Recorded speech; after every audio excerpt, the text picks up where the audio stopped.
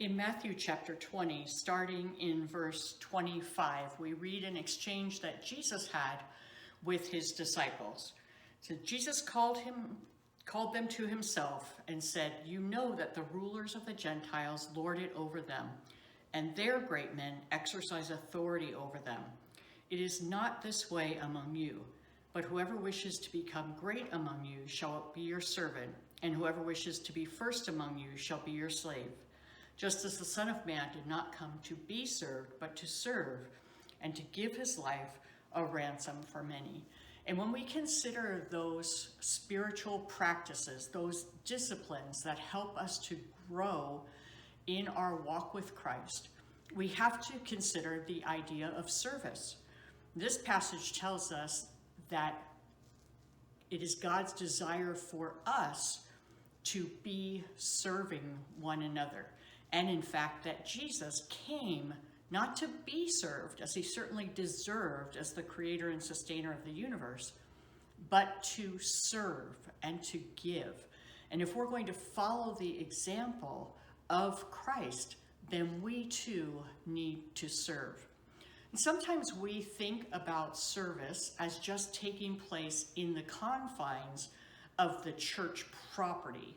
For example, we serve by being a greeter, we serve by working in the nursery, we serve by being on the worship team. But service is far more than that. And in fact, most of the service that takes place is done behind the scenes. It is when somebody gives their neighbor a ride to the doctor, or somebody prepares a meal for a couple that's had a new baby. It's when you offer to pick up groceries for somebody that you know has trouble getting out. It's when you take your time to reach out to somebody who you think might be lonely.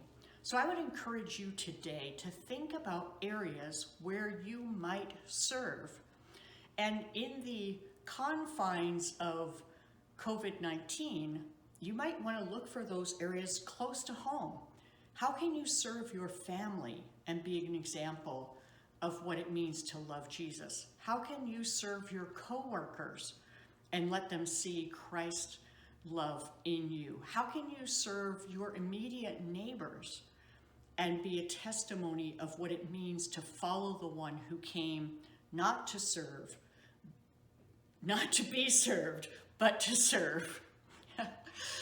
I would encourage you today to think about, how can I serve? And then how can I make that service a regular practice of my life? Not just, oops, I should serve, I'm thinking about it right now, but how can we weave that in to the grain of our life? How can we make that have space on our calendar, and have space even in our checking account, so that we have the resources and the time available to follow the call of Jesus and the example of the one who came to serve.